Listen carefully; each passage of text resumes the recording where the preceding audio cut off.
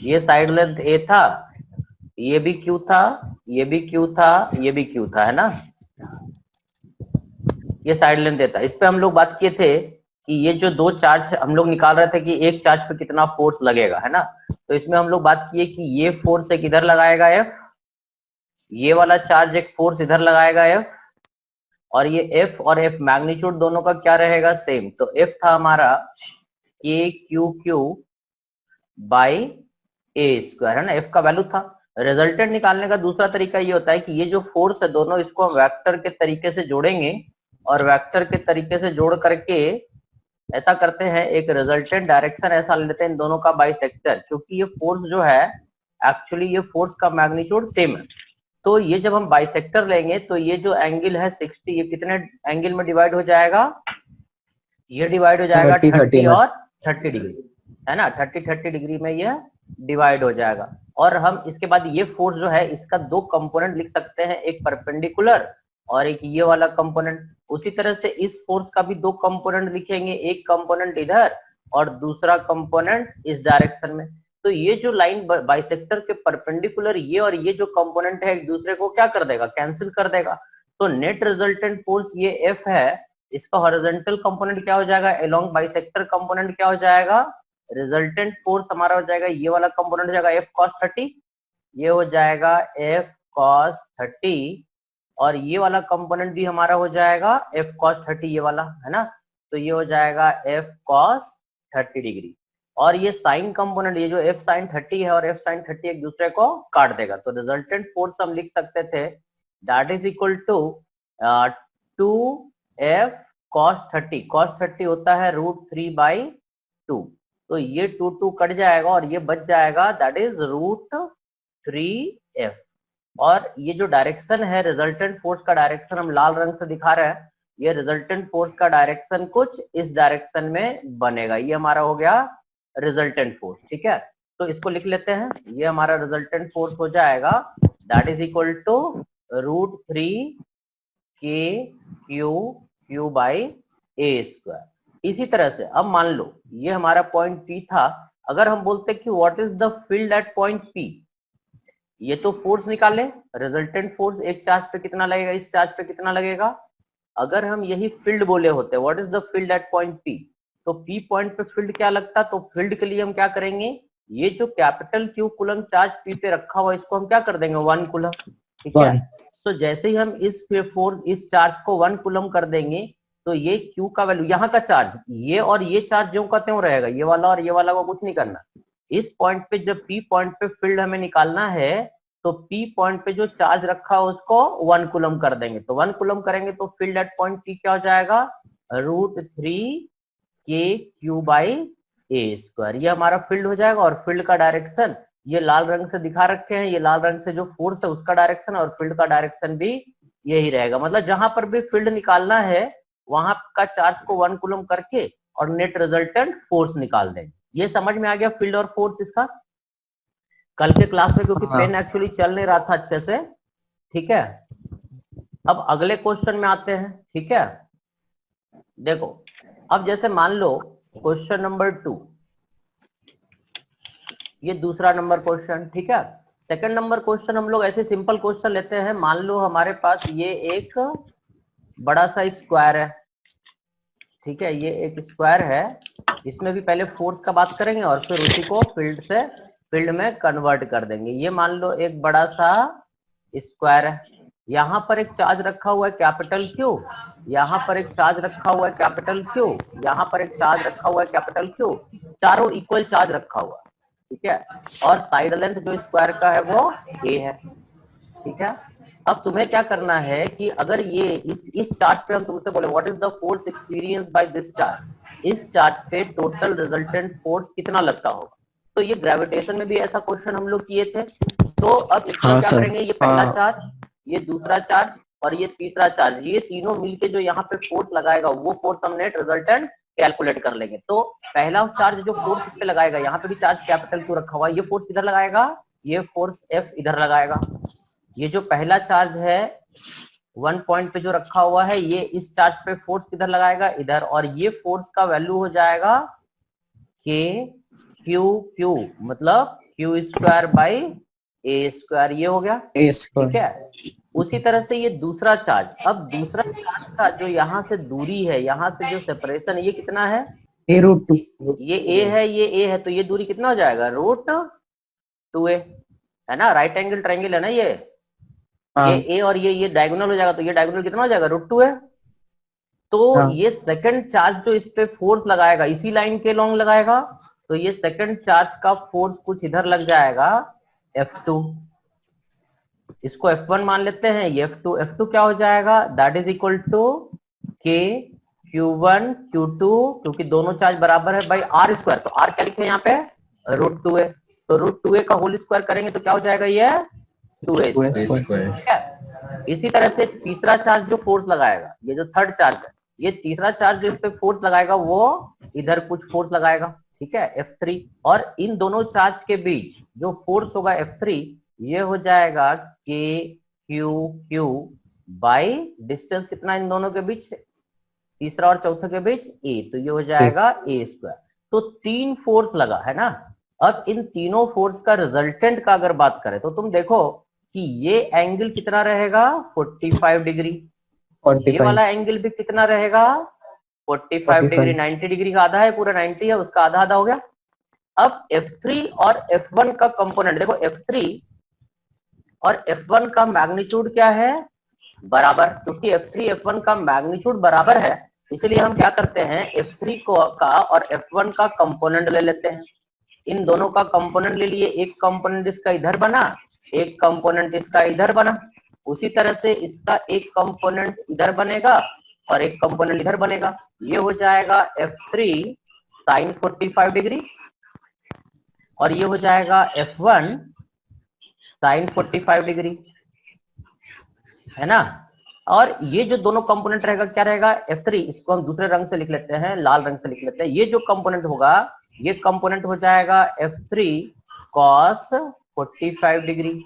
उसी तरह से ये जो कंपोनेंट रहेगा F1 का ये रहेगा F1 cos 45 डिग्री। तो ये जो दोनों कंपोनेंट है F1 sin 45 और F3 sin 45, ये दोनों एक दूसरे को कैंसिल कर देगा, तो हम डायरेक्ट लिखेंगे कि नेट रिजल्टेंट फोर्स जो आएगा F रिजल्टेंट जो इस चार्ज पे लग रहा होगा दैट इज इक्वल टू, ये हो जाएगा F1 cos 45, एक का टोटल रिजल्टेंट इसी डायगोनल के लॉन्ग लग रहा है, तो ये हो जाएगा F1 cos 45 degree plus F3 cos 45 degree plus F2 का तो कोई कंपोनेंट लेना नहीं है, तो टोटल रिजल्टेंट फोर्स जो इस चार्ज पे लगेगा F1 cos 45 डिग्री, ये भी रहेगा F1 cos 45 डिग्री और ये रहेगा F2, तो ये F रिजल्टेंट अब हम यहाँ पे लिख लेते हैं, F रिजल्टेंट हम लिख देते हैं, तो F रिजल्टेंट हो जाएगा दैट इज इक्वल टू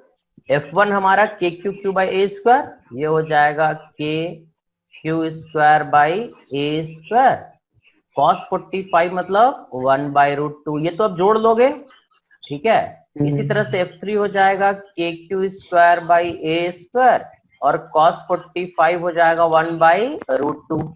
इसी तरह से F2 तो डायरेक्ट लिख देते हैं, तो ये हो जाएगा F2 KQ square by 2a square, इसमें जो कॉमन है वो कॉमन ले लेते हैं, तो ये हो गया KQ square by A square common है और ये आ जाएगा 1/√2 प्लस 1/√2 प्लस 1/2, ठीक है, ये 1/2, ये टोटल रिजल्टेंट फोर्स हो जाएगा जो एक चार्ज पे लग रहा होगा। डायरेक्शन ऑफ फोर्स क्या होगा, तो डायरेक्शन ऑफ फोर्स जो हम लिख सकते हैं कि जो डायरेक्शन ऑफ रिजल्टेंट फोर्स होगा वो कुछ इधर रहेगा, this is the resultant force, ठीक है। और अगर फील्ड बोला तो कुछ नहीं करना, इस Q को, सिर्फ इस Q को अगर फील्ड निकालना है तो फील्ड एट पॉइंट P जो हो जाएगा, यहाँ पर इस पॉइंट को P बोल दें, तो फील्ड एट पॉइंट P मतलब जो ये चार्ज है P पॉइंट पे, इसको 1 कूलम बना देंगे, मतलब फील्ड एट पॉइंट P हो जाएगा, बस इसमें Q के जगह पे Q स्क्वायर के जगह पे Q इंटू Q लिखेंगे और ये Q को 1 कूलम बना देंगे, तो फील्ड एट पॉइंट P हो जाएगा KQ by A square into √2, ये 1/√2 प्लस 1/√2 2/√2 और √2 कट जाएगा, √2 ऊपर बचेगा, तो इट इज √2 प्लस 1/2, ये हो जाएगा फील्ड एट पॉइंट P। अगर फील्ड पूछा तो ये लिख सकते हैं, ठीक है। ये हो गया हमारा दूसरा क्वेश्चन। इसको तुम लोग उतार लिए, समझ गए? हेलो, हाँ सर उतार लिए। समझ गए? Yes sir. अब अगला क्वेश्चन दें। Yes sir. देखो अगला क्वेश्चन है कि जैसे मान लो ये तो हो गया दो चार्ज का, चार चार्ज का। एक अगला क्वेश्चन लेते हैं। जैसे मान लो ये हम लोग क्वेश्चन किए थे एक हेक्सागोन वाला, ये थोड़ा बड़ा फिगर बनाते हैं। चार चार्ज तक तो हम लोग पहुंच गए। अब आते हैं 6 चार्ज वाला क्वेश्चन लेते हैं। ये एक हेक्सागोन है ऐसा। अब ये फिगर यार परफेक्ट नहीं बनेगा, मान लेना एकदम रेगुलर हेक्सागोन है। ये चार्ज है, ये चार्ज है, हर वर्टेक्स पे एक चार्ज रखा हुआ है। ठीक है, ये फिगर तुम लोग बना लो,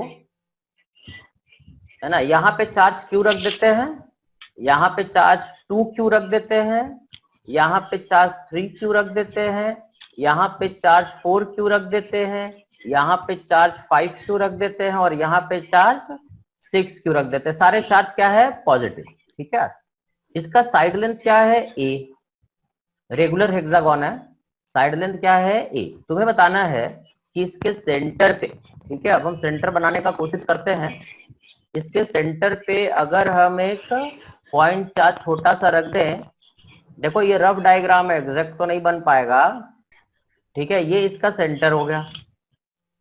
अब इसके सेंटर पे अगर हम Q कूलम चार्ज रख दें पॉजिटिव, ठीक है, ये रेगुलर हेक्सागोन है, इसके सेंटर पे अगर हम Q कूलम चार्ज रख दें, तो तुम्हें बताना है कि आखिर इस चार्ज पे नेट रिजल्टेंट फोर्स कितना लगता होगा, इस सेंटर पे जो चार्ज रखा हुआ है, ये पॉजिटिव चार्ज। ठीक, तो इसके लिए अब क्या करेंगे, क्योंकि 6 चार्ज है, 6 चार्ज मिल करके फोर्स लगाएगा। ये समझ में आया क्या क्वेश्चन? अब ये जो लेंथ होगा, देखो यहां से यहां पर इसके ऊपर फोर्स निकालना सेंटर वाले पे, तो ये दूरी यहां से यहां तक क्या हो जाएगा? ये भी ए होगा, ये भी ए होगा, क्योंकि ये सारे इक्विलेटरल ट्रायंगल बनेंगे, क्योंकि ये एंगल टोटल कितना होता है? 120 होता है, तो ये 60 डिग्री और ये भी 60 डिग्री। ठीक है, इसको हमने 6 पार्ट में बांटा है, पहला, दूसरा, तीसरा, ये 6 पार्ट है। मतलब ये एंगल भी 360 को बांटे तो ये भी 60 डिग्री रहेगा। तो ये एक्चुअली मिला जुला के ये इक्विलेटरल ट्रायंगल रहेगा। मतलब हर साइड ये वाला लेंथ भी ए रहेगा, ये वाला लेंथ भी ए रहेगा, ये वाला साइड का लेंथ ए रहेगा। ठीक, अब देखो ये पहला चार्ज और ये चौथा चार्ज, इन दोनों को, पहला चार्ज जो है ये क्यू है यहाँ पे, और जो इसके जस्ट अपोजिट में चार्ज है ये कितना है? 4Q, और ये हमारा सेंटर वाला चार्ज है। बस हम ये दोनों चार्ज पे पहले फोकस कर रहे हैं, इस पे और इस पे। ठीक है, और ये हमारा सेंटर पे चार्ज है Q। इन दोनों चार्ज का अगर देखें तो ये प्लस Q कूलम चार्ज इस पे फोर्स किधर लगाता होगा? इधर। ये फोर्स हो गया मान लो F डैश, और F डैश क्या हो जाएगा? Q by A square. इसी तरह से ये जो 4Q है प्लस 4Q, ये इस पे किधर फोर्स लगाएगा? इधर लगाएगा, और ये फोर्स क्या हो जाएगा? F डबल डैश, और ये हो जाएगा K 4Q by A square. अब देखो ये दोनों फोर्स जो है एक्चुअली स्ट्रेट लाइन है, तो इन दोनों का रिजल्टेंट क्या हो जाएगा? इन दोनों का जो रिजल्टेंट हो जाएगा वो हो जाएगा F, और ये F क्या होगा? F डैश और F डबल डैश का रिजल्टेंट हम बोल रहे हैं क्या? F। तो F का वैल्यू हो जाएगा कितना? F double dash minus F dash, है ना। और ये हो जाएगा that is 3K capital Q small q by A square. क्योंकि यहाँ देखो 4 है और उसमें से एक घटा दिए। ये समझ में आया क्या? यहाँ पर जो चार्ज है इसके और इसके कारण, 4Q और Q के कारण यहाँ पे फोर्स किधर लगेगा? ऊपर की तरफ, और वो फोर्स कितना होगा? F। तो ये यहाँ पे हम दिखा लेते हैं कि ये फोर्स है हमारा F, और F का वैल्यू है हमारा 3KQ बाई A स्क्वायर। ठीक है, इसी तरह से अब देखो सेकंड वाला, ये और ये तो हमारा कंप्लीट हो गया, Q और 4Q। इसके बाद हम आते हैं 2Q और 5Q। ठीक है, अब 5Q के कारण फोर्स इधर लगेगा 5 वाला, 5 टाइम्स, और 2Q के कारण कितना लगेगा? 2 टाइम्स। तो नेट इस 5Q और 2Q का भी रिजल्टेंट कितना हो जाएगा? ये भी F हो जाएगा। ठीक है, क्योंकि 5 में से 2 घटाएंगे तो फिर से रिजल्टेंट क्या हो जाएगा? 3KQ बाई A स्क्वायर, है ना। समझ में आया क्या ये? ये 5Q का हाँ सर। और ये 2Q का जो रिजल्टेंट फोर्स यहाँ पे आएगा वो कितना हो जाएगा 5KQQ/A² माइनस 2KQQ/A²। तो रिजल्टेंट हो गया F। ठीक है, उसके बाद 6Q और 3Q का देखो, ये 6Q और 3Q, तो 6Q के कारण फोर्स किधर लगेगा, इधर लगेगा 6 टाइम्स, और 3Q के कारण किधर लगेगा, इधर। तो फिर से रिजल्टेंट क्या हो जाएगा 6Q और 3Q का रिजल्टेंट भी 3KQQ/A² आ जाएगा। समझ में आया ये समझ में आया, ये किसी स्टेप में डाउट है? मतलब हर दो पेयर जो अपोजिट पेयर है, ये वाला और ये वाला, ये जो दोनों अपोजिट पेयर रहेगा, इन दोनों, हाँ सर ये 6Q और 2Q वाले में भी कुछ वो होगा ना, 6Q और 2Q में? 6Q और 3Q का हम देख रहे हैं ना, तो 6Q और 2Q में कुछ, तो ये 6Q है ना, तो 6Q के कारण फोर्स इधर लगा इस पे Q पे, और ठीक है, और 3Q के कारण फोर्स इधर लगा, ये 6KQQ/A² हो जाएगा, और इसके कारण इधर क्या हो जाएगा 3Q के कारण 3KQQ/A²।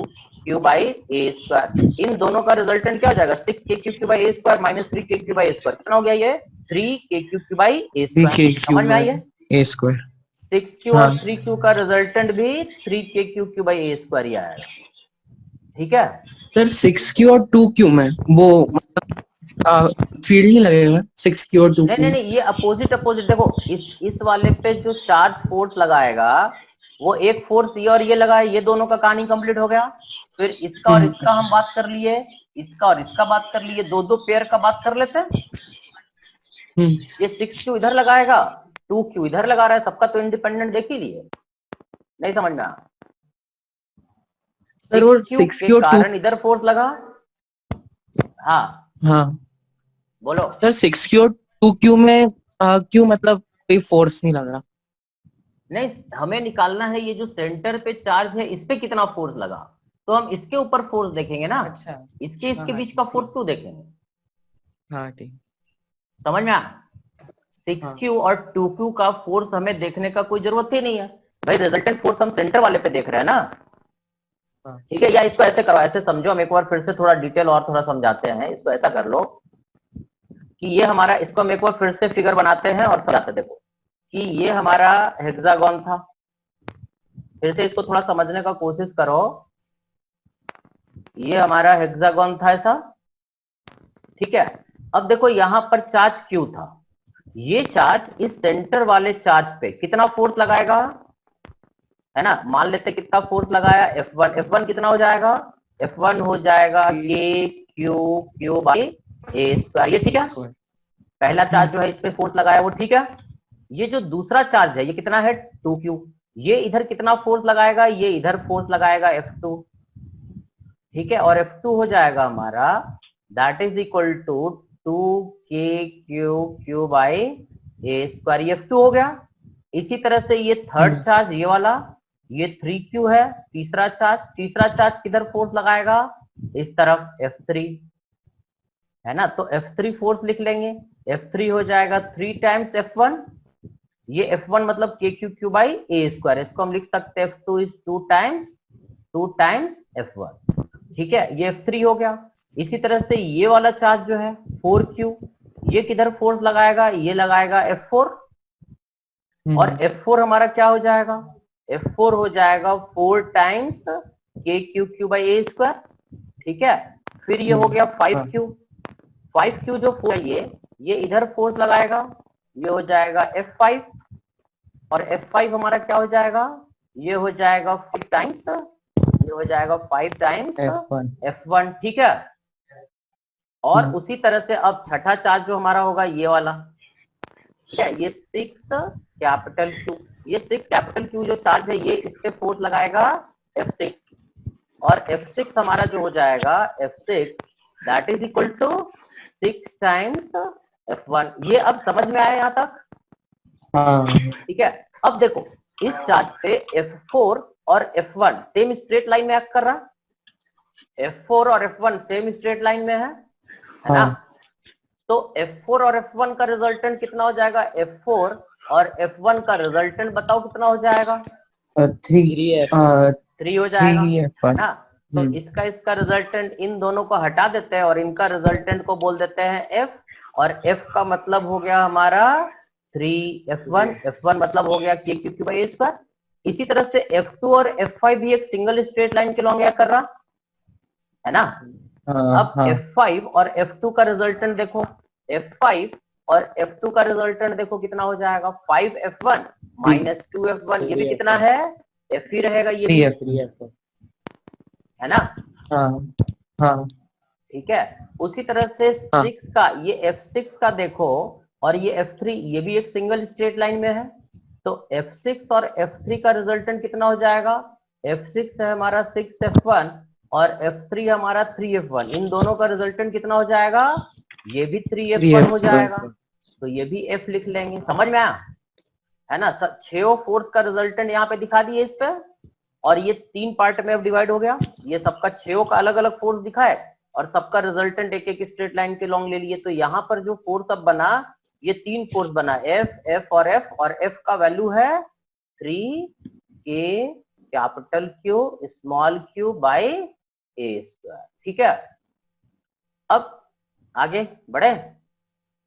हाँ तो यही चीज हम यहाँ पे इस फिगर में दिखाए थे, ये जो फिगर अभी हम ऊपर बनाए थे इसमें यही दिखाए थे, ये देखो, ये जो फिगर हमने दिखाया था अभी, इसमें यही दिखाए थे कि 6 का नेट रिजल्टेंट फोर्स जो होगा, एक इधर एफ लगेगा, एक इधर एफ लगेगा और एक इधर एफ लगेगा। जो सेंटर पे चार्ज ये रखा हुआ है इसका बात कर रहा है, इस पे नेट फोर्स का बात कर रहा है। ठीक, अब इन तीनों फोर्स का मतलब सेंटर पे जो चार्ज है इस पे नेट रिजल्टेंट फोर्स निकालने के लिए अब हम लोग क्या करते हैं कि ये जो सेंटर पे चार्ज था Q, इसके ऊपर एक फोर्स इधर लगा F, है ना, ये 3 फोर्स लगा था, एक फोर्स इधर लगा F और एक फोर्स इधर लगा F, यही 3 फोर्स लगा, 6 फोर्स का रिजल्टेंट 3 में कन्वर्ट हो गया। ठीक है,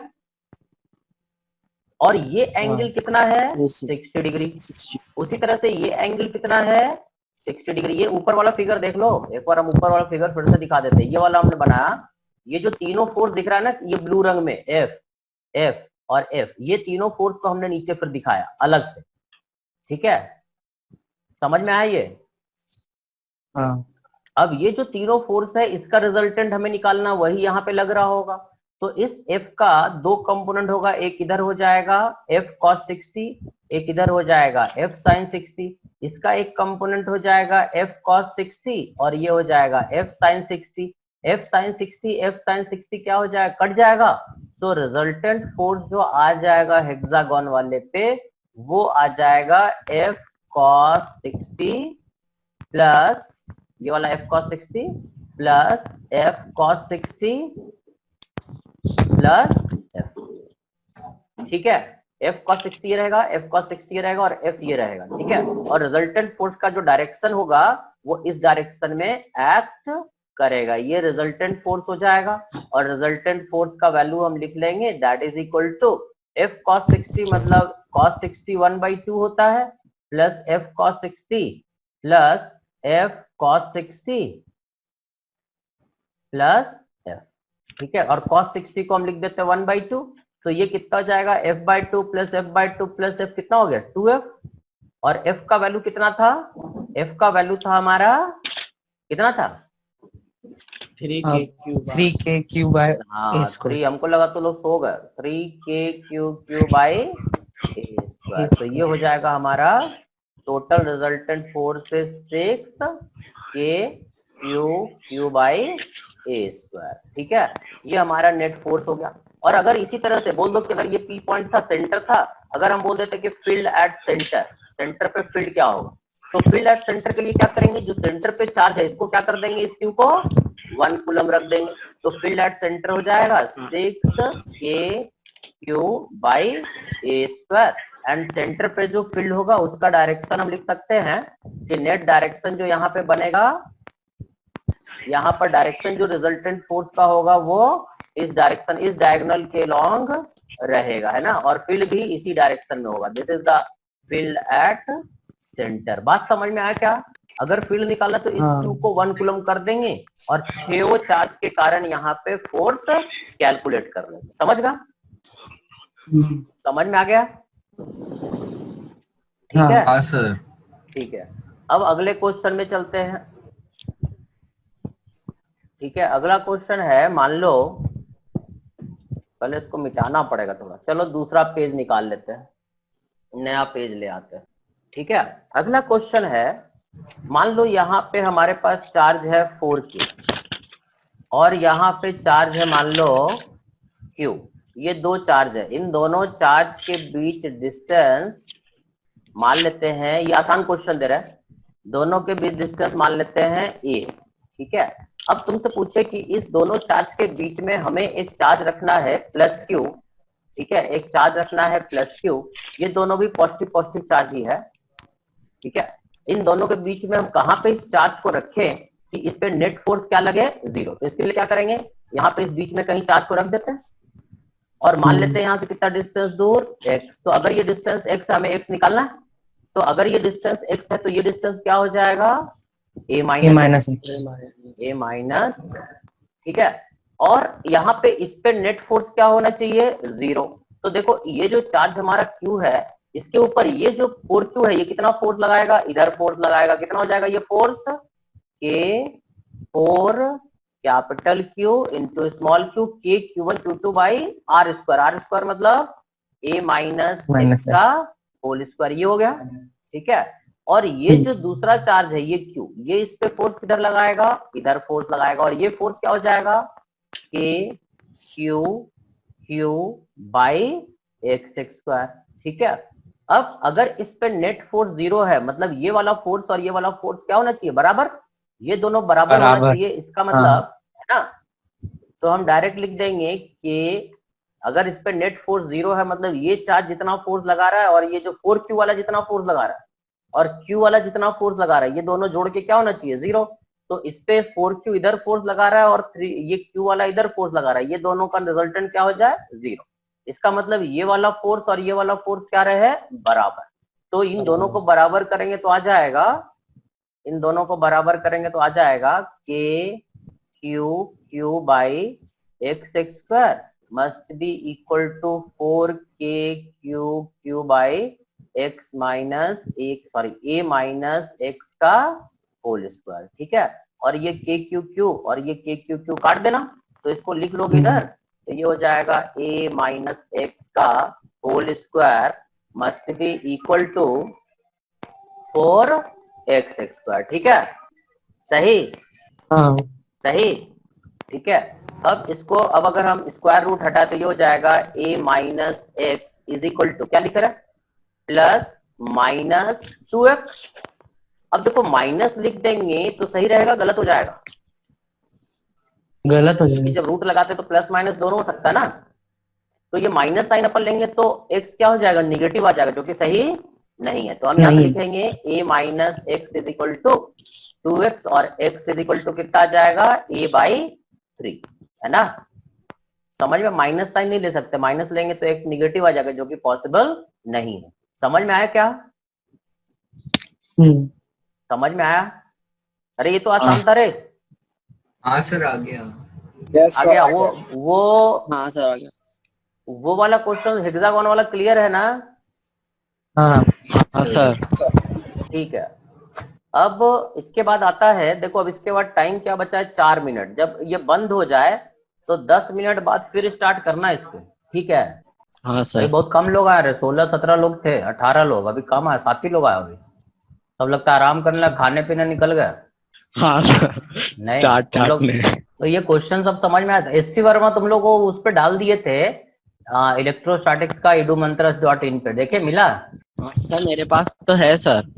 हाँ, जिसके पास है वो तो ठीक है, जिसके पास नहीं है उसको हम पीडीएफ में डाल दिए इलेक्ट्रोस्टैटिक्स का चैप्टर, और अपना बुकलेट भी डाल दिए, अपना पैकेज जो होता है ना, पैकेज जो है वो भी डाला हुआ है, उसको भी डाउनलोड कर लेना और उसका DCT1 सॉल्व करना। DCT1 यही कूलम्स लॉ पे है। सर इसका आंसर 4√2 KQ बाय स्क्वायर आ रहा है। हाँ सर 4√2 KQ बाय स्क्वायर आ रहा है। 4 चालू हो गए, तो देखो क्या होगा, ये दोनों चार्ज, यहाँ पे अब हमें फील्ड निकालना है, तो फील्ड के लिए क्या करेंगे, यहाँ पर 1 कूलम चार्ज रख देते हैं, है ना। यहाँ पे 1 कूलम चार्ज रख दिए, कहाँ पे, सेंटर पे।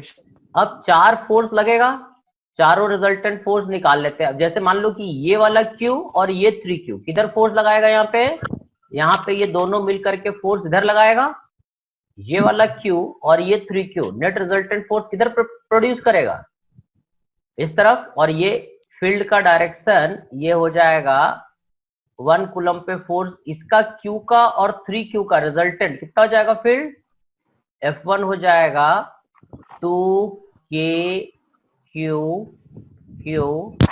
बाई, ये डिस्टेंस कितना है आधा डायगोनल का, A/√2। ये डिस्टेंस यहां से यहां तक कितना है, A/√2। एक सेकंड सर, A√2 यहाँ से √2 होगा तो यहाँ से ये दूरी हो जाएगा A/√2। दूरी जो है ना, ये R जो होगा, R का वैल्यू क्या हो जाएगा, R मतलब यहाँ से यहाँ तक का डिस्टेंस, यहाँ से यहाँ तक का जो डिस्टेंस होगा R, ये हो जाएगा कितना, A/√2 है ना। ये टोटल डिस्टेंस होगा √2 है, और उसका आधा हो जाएगा A/√2। तो ये KQ आधा करना भूल गया सर, ये F2 की फोर्स होगी शायद। नहीं, ये Q का फोर्स इधर लगा और 3Q का फोर्स इधर लगा, तो नेट इसका और इसका रिजल्टेंट, इसका और इसका कितना हो जाएगा, F1 2KQ, ठीक है सर, है ना, बाई A/√2 का होल स्क्वायर। ये हो जाएगा कितना 4K, और ये Q तो 1 कूलम है ना, तो 4KQ बाई A², ये रहेगा। इसी तरह से ये 4Q, ये वाला 4Q और ये वाला 2Q का नेट रिजल्टेंट किधर लगेगा, इधर लगेगा, है ना।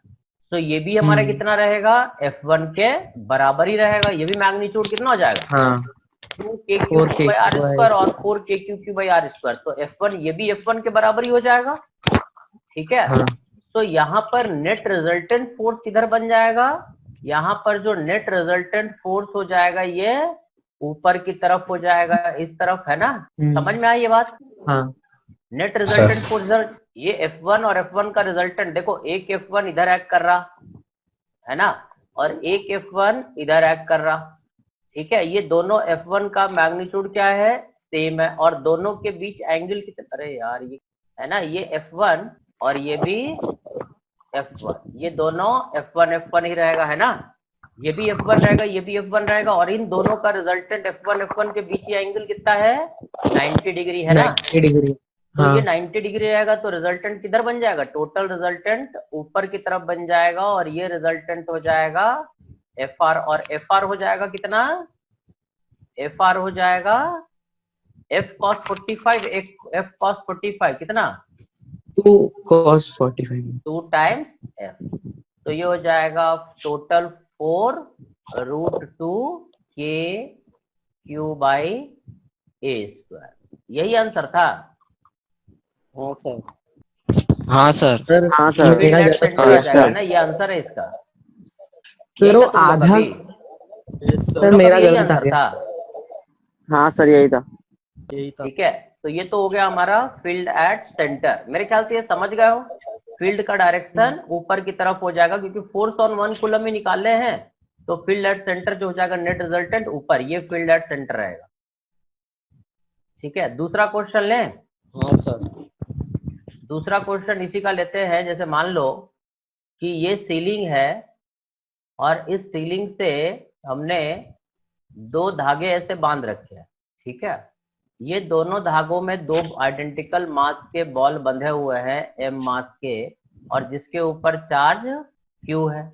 यहाँ पर भी हमने एक बॉल ऐसे बांध रखा है, चार्ज के कारण ये दोनों बॉल जो है ऐसे वर्टिकली टंगा हुआ है, इसका भी मास m है और इसके ऊपर भी चार्ज q है, ठीक है। धागे का लेंथ l है, ठीक है, और इन दोनों के बीच, इन दोनों धागों के बीच ये जो एंगल है ये 2 थीटा, ठीक है, ये एंगल 2 थीटा है, ठीक है।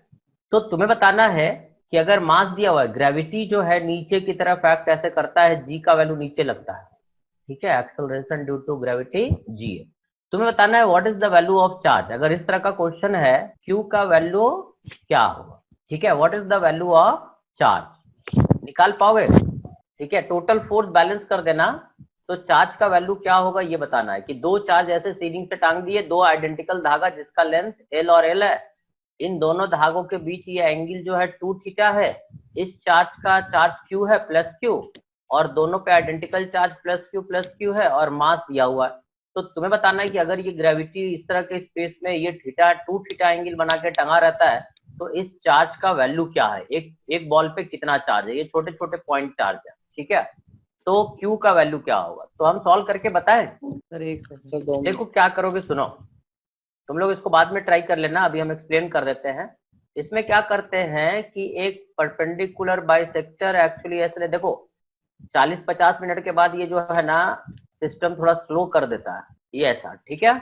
ये एल है, ये आधा एंगल कितना हो जाएगा, थीटा, ठीक है। ये आधा एंगल इसका थीटा बन जाएगा, ये डिस्टेंस हो जाएगा हमारा, ये वाला मान लो हो जाएगा एल साइन थीटा, और ये डिस्टेंस भी हमारा हो जाएगा एल साइन थीटा। ये समझ में आ गया, ठीक है। ये L sine theta, L sine theta मतलब इन दोनों चार्ज के बीच का सेपरेशन कितना हो गया, 2L साइन थीटा, ठीक है। अब इस पे जो फोर्स लगेगा वो अब हम बना लेते हैं। एक तो धागे में टेंशन T लगेगा, ये टेंशन को हम लाल रंग से दिखा रहे हैं, धागे में एक टेंशन T लगेगा, ठीक है। एक इसका वेट ऐसे नीचे एक्ट करेगा mg, एक वेट ऐसा एक्ट करेगा mg, ठीक है। और अगला एक इसके ऊपर ये दोनों चार्ज के बीच जो फोर्स लगेगा वो फोर्स लगेगा F, है ना। ये x को मान लेते हैं this is 2L sine theta, ठीक है। ये x को मान लेते हैं 2L sine theta.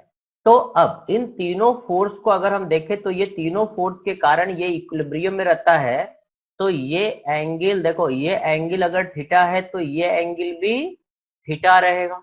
Vertical force balance करते हैं, वर्टिकल फोर्स बैलेंस करते तो लिखेंगे T cos थीटा, है ना। T cos थीटा बराबर क्या हो जाएगा, ये वेट लग रहा है mg, T cos theta is equal to क्या, mg।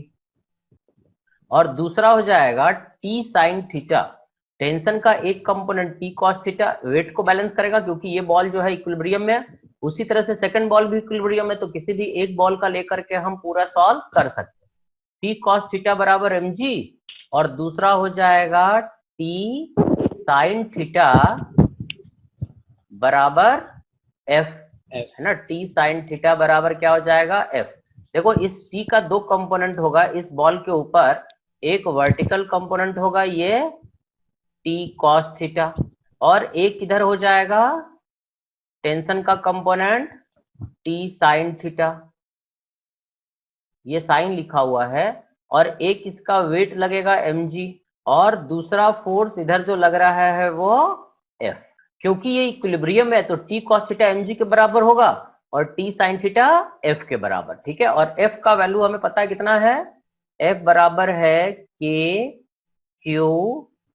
Q by L square. L का मतलब, ये L का मतलब हो जाएगा, सॉरी X का मतलब हो जाएगा 2L साइन थीटा का होल स्क्वायर। समझ में आया, ठीक है। और पहला इक्वेशन से हम T का वैल्यू लिख देंगे कितना, T is equal to mg by cos theta, ठीक है।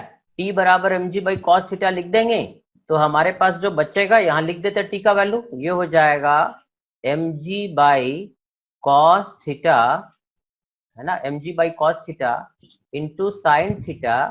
यहाँ से T का वैल्यू उठा करके यहाँ पे रख दिए, ठीक है। तो T के जगह पे लिख दिए mg by cos theta into sine theta is equal to K Q square by 4L square sine square theta, सही है। तो Q का वैल्यू डायरेक्ट लिख सकते हैं, Q square is equal to 4mg L square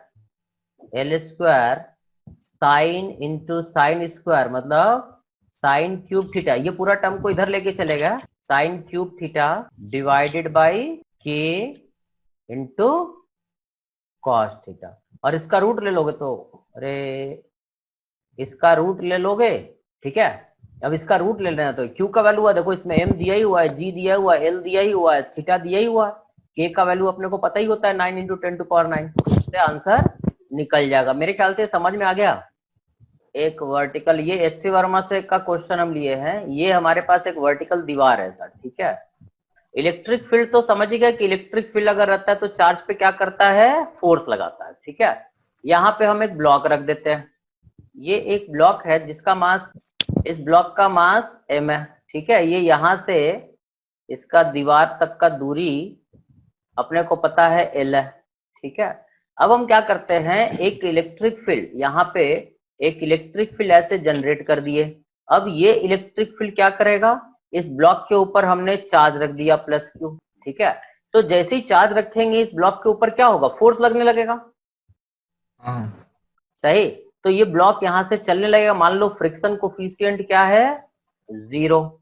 अब फ्रिक्शन कोफिशिएंट अगर 0 है तो ये ब्लॉक क्या होगा, इस ब्लॉक के ऊपर फोर्स कितना लगने लगेगा, F बराबर, अभी हम लोग पढ़े थे कि जो फोर्स होता है that is equal to Q times electric field, है ना, ऐसा पढ़े थे। तो बाहर से हमने इलेक्ट्रिक फील्ड जनरेट कर दिया, तो इस ब्लॉक के ऊपर एक फोर्स लगने लगेगा F that is equal to QE, ठीक है। तो जिसके कारण ये ब्लॉक चलेगा, जाके दीवार से टकराएगा। अगर कोलिजन इलास्टिक है, मतलब E का वैल्यू क्या है, 1, मतलब ये ब्लॉक जब टकराता है तो एनर्जी लॉस नहीं होता है, ठीक है। तो ये ब्लॉक जाएगा, टकराएगा, टकरा करके वापस लौट आएगा। ये इस तरह से ब्लॉक क्या करने लगेगा, यहाँ से आगे जाएगा, टकराएगा, वेलोसिटी रिवर्स हो जाएगा और इधर आते आते फिर रुक जाएगा। तो ये ऑसिलेट करने लगेगा, है ना, बात समझ में आ? हाँ सर, आ गई। ठीक है, तो ये ऑसिलेट करने लगेगा। तुम्हें बताना टाइम पीरियड ऑफ ऑसिलेशन क्या होगा। तो देखो, जब इस ब्लॉक पे फोर्स हम देखें तो फोर्स कितना लग रहा है, QE।